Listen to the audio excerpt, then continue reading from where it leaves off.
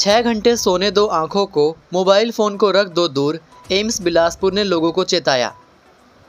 बदलती जीवन शैली और मोबाइल पर बढ़ती निर्भरता की वजह से लोगों की नींद प्रभावित हो रही है। इसके चलते शारीरिक ही नहीं, मानसिक स्वास्थ्य भी बिगड़ रहा है। एम्स बिलासपुर के फिजियोलॉजी विभाग की अतिरिक्त प्रोफेसर डॉक्टर पूनम वर्मा ने नींद के महत्व पर चेताया है। उन्होंने कहा कि नींद सिर्फ विश्राम नहीं, बल्कि शरीर और दिमाग की मरम्मत की प्रक्रिया है। इसे नज़रअंदाज करना गंभीर बीमारियों की ओर ले जा सकता है। डॉक्टर वर्मा ने बताया कि नींद मुख्य रूप से 2 भागों में होती है, नॉन रैपिड आई मूवमेंट और rapid eye movement. Non rapid eye movement नींद में 3 चरण होते हैं, जिससे मांसपेशियां आराम करती हैं, शरीर की मरम्मत होती है और ऊर्जा संचित होती है। यह हमारी याददाश्त, प्रतिरक्षा प्रणाली और शरीर के विकास के लिए आवश्यक है। इस दौरान हृदय गति और श्वसन धीमी हो जाती है, जिससे हृदय और रक्तचाप को स्थिर रखने में मदद मिलती है। रैपिड आई मूवमेंट नींद स्मृति, रचनात्मकता और भावनात्मक संतुलन के लिए महत्वपूर्ण है। इस नींद में आंखें तेजी से हिलती है और यह मस्तिष्क के लिए रीसेट बटन की तरह काम करती है। एक संपूर्ण नींद चक्र लगभग 90 मिनट का होता है और एक रात में ऐसे 4 से 6 चक्र आते हैं। यदि कोई व्यक्ति प्रतिदिन 6 घंटे से कम सोता है तो उसके स्वास्थ्य पर नकारात्मक प्रभाव पड़ता है। इससे हृदय रोग, टाइप 2 शुगर, मोटापा, मानसिक अवसाद और रोग प्रतिरोधक क्षमता में गिरावट जैसे गंभीर खतरे हो सकते हैं। मोबाइल, लैपटॉप और टीवी जैसे उपकरणों से निकलने वाली ब्लू लाइट मेलाटोनिन हार्मोन के निर्माण को बाधित करती है। यह हार्मोन नींद के लिए ज़रूरी होता है। नींद को महत्व देना स्वस्थ जीवन शैली की पहली सीढ़ी है। अगर हम इसे प्राथमिकता देंगे तो न सिर्फ मानसिक और शारीरिक स्वास्थ्य बेहतर रहेगा, बल्कि कार्यक्षमता और जीवन की गुणवत्ता भी बढ़ेगी। आजकल लोगों में नींद से जुड़े विकार भी तेज़ी से बढ़ रहे हैं। इनमें अनिद्रा, नींद नहीं आना या बीच में बार बार टूटना, स्लीप एपनिया में नींद के दौरान सांस रुकना, नोर्कोप्लेप्सी में दिन में अत्यधिक नींद आना, रेस्टलेस लेग सिंड्रोम में पैरों में बेचैनी, जिससे नींद प्रभावित होती है। वहीं अच्छी नींद के लिए आप निश्चित समय पर सोएं और जागें। सोने से 1 घंटे पहले मोबाइल, लैपटॉप से दूरी बनाएं। रात को कैफीन और भारी भोजन से बचें। सोने का कमरा शांत, ठंडा और अंधेरा रखें। दिन में नियमित हल्का व्यायाम करें। रात में वर्कआउट ना करें। बिस्तर पर जाने से पहले योग और ध्यान करें। तनाव से बचें। मंडी में डीसी ऑफिस को उड़ाने की धमकी, फिलहाल जांच पड़ताल में अभी तक नहीं मिला कुछ। जिला मुख्यालय मंडी स्थित उपायुक्त कार्यालय को बुधवार सुबह ईमेल के माध्यम से बम से उड़ाने की धमकी मिलने के बाद प्रशासन और सुरक्षा एजेंसियां अलर्ट हो गई। एहतियातन उपायुक्त कार्यालय परिसर, पुलिस अधीक्षक कार्यालय और कोर्ट कॉम्प्लेक्स को तुरंत खाली करवाया गया। सुरक्षा एजेंसियों ने सर्च ऑपरेशन शुरू कर दिया, जो दोपहर तक जारी रहा। यहाँ 5 मंजिला भवन है। धमकी भरा मेल उपायुक्त मंडी की ईमेल आईडी पर प्राप्त हुआ था। इसके तुरंत बाद प्रशासन ने पुलिस को सूचना दी और एसओपी के तहत कार्रवाई शुरू की गई। सायरन बजाकर कर्मचारियों को कार्यालयों से बाहर निकाला गया। एहतियातन परिसर के सभी गेट बंद कर दिए गए और किसी को प्रवेश नहीं दिया गया। इस दौरान विभिन्न कामकाज को लेकर उपायुक्त कार्यालय पहुंचे लोगों में अफरा तफरी का माहौल रहा। मुर्मू के आने से पहले राष्ट्रपति भवन में आई फूलों की बहार, सजावट देखने आ रहे सैलानी। राष्ट्रपति के शिमला दौरे से पहले द रिट्रीट में फूलों की बहार आ गई है। ट्यूलिप, गुलाब, लिली और हाइड्रेंजिया समेत 60 से अधिक किस्मों के फूलों भवन परिसर में महक रहे हैं। राष्ट्रपति भवन में मंगलवार से उद्यान उत्सव की शुरुआत हो गई है। यह 20 अप्रैल तक चलेगा। फूलों की सजावट को देखने के लिए बड़ी संख्या में सैलानी भी आ रहे हैं। इसके अलावा राष्ट्रपति के स्वागत के लिए 5 प्रकार के ट्यूलिप लगाए गए हैं। यह पूरी तरह खिले हुए हैं। राष्ट्रपति द्रौपदी मुर्मू के 5 से 9 मई के दौरे से पहले राष्ट्रपति भवन का पूरा रंग रोगन किया गया है। भवन में मरम्मत का काम भी किया जा रहा है। सड़क पर मरम्मत कार्य किया गया है। राष्ट्रपति भवन के मैनेजर संजू डोगरा ने बताया कि उद्यान उत्सव में सैलानी पहुंच रहे हैं। राष्ट्रपति के आने से पहले सारी तैयारियां की जा रही हैं। हिमाचल में भारी बारिश, ओलावृष्टि और अंधड़ का अलर्ट, 21 तक बारिश के आसार, जाने अपडेट। अप्रैल की चिलचिलाती गर्मी में हिमाचल में एक बार फिर मौसम में बदलाव हो रहा है। मौसम विज्ञान केंद्र शिमला की ओर से बुधवार एवं वीरवार को हिमाचल के कुछ स्थानों पर बारिश और बिजली गिरने का येलो अलर्ट जारी किया गया है। इसके बाद 18 और 19 अप्रैल को पूरे प्रदेश में भारी बारिश, ओलावृष्टि और 40 से 50 किलोमीटर प्रति घंटे की रफ्तार से तेज हवाएं चलने का ऑरेंज अलर्ट है।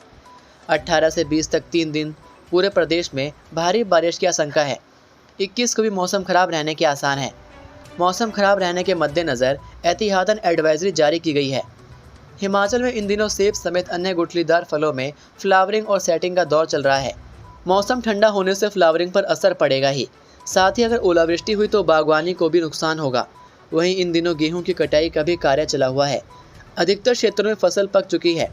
बारिश हुई तो फसल को नुकसान होगा। मौसम विभाग ने चेतावनी दी है कि प्रदेश के संवेदनशील क्षेत्रों में इस दौरान लोग घरों के अंदर ही रहें। बाहरी गतिविधियों को सीमित करने की सलाह दी गई है। इलेक्ट्रॉनिक उपकरणों को भी अनप्लग करने को कहा गया है। विदेश भागने की फिराक में थी चिट्टा तस्कर, शिमला पुलिस ने दिल्ली से दबोचा। शिमला के कुख्यात ड्रग तस्कर सोनू गैंग को चिट्टा सप्लाई करने वाली अटवाल गैंग की सरगना आशा देवी को पुलिस ने दिल्ली से पकड़ा है। पुलिस को कई दिनों से उस पर नज़र थी। इससे पहले कि वह विदेश भाग पाती, शिमला पुलिस ने उसे धर दबोचा। आशा देवी उम्र 42 वर्षीय कुल्लू की रहने वाली थी और वहां के चिट्टा सरगना अटवाल गैंग की खास थी। नेपाली मूल की आशा देवी सोनू गैंग के सदस्य चिट्टा तस्करों की गिरफ्तारी के बाद से दबाव में थी। उसे अंदाज़ा था कि उसे पुलिस कभी भी गिरफ्तार कर सकती है। इसी को देखते हुए उसने दिल्ली से होकर नेपाल भागने की योजना बनाई, लेकिन कुल्लू एसपी की मदद से शिमला पुलिस ने उसे दिल्ली से गिरफ्तार कर लिया। पुलिस ने सीटीआर और उसकी मोबाइल लोकेशन के आधार पर दबोचा। आशा देवी की गिरफ्तारी से कुल्लू में सोनू गैंग का पूरी तरह से सफाया हो गया है।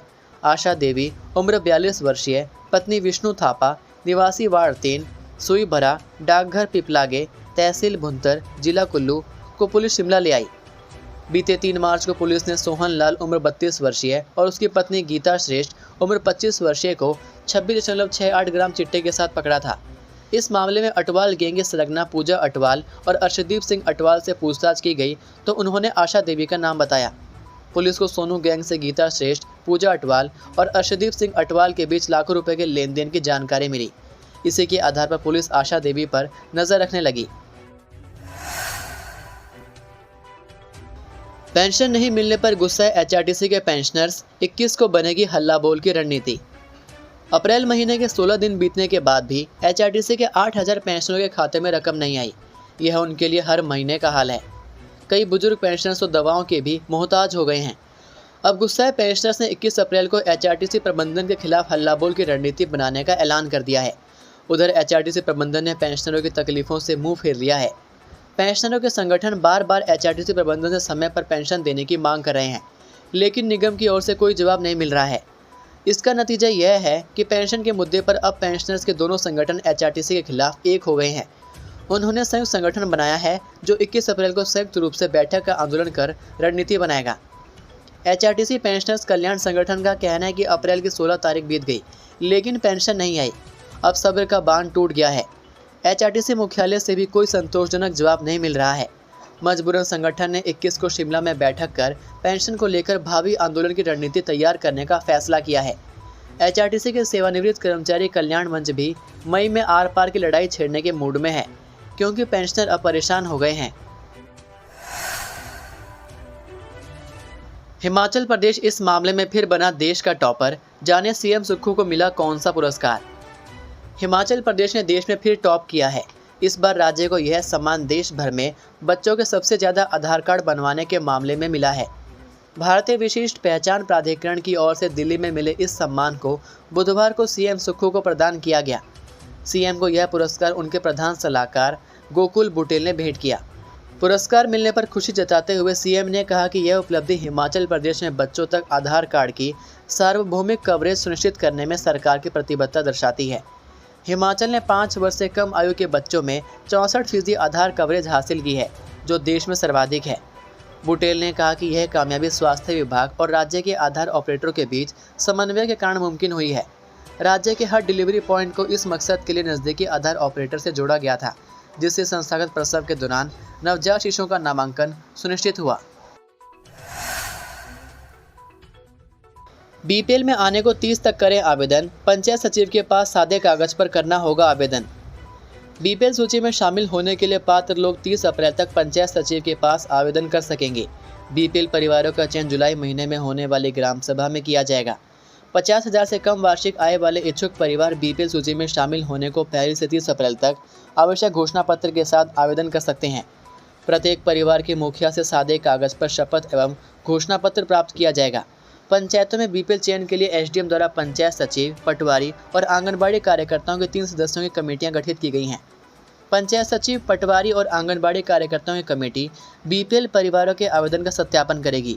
बीपीएल परिवारों के चयन के लिए जुलाई महीने में होने वाली ग्राम सभा में पारदर्शी रूप से चर्चा की जाएगी। बीपीएल परिवारों के चयन की प्रक्रिया 15 अक्टूबर तक पूरी की जाएगी।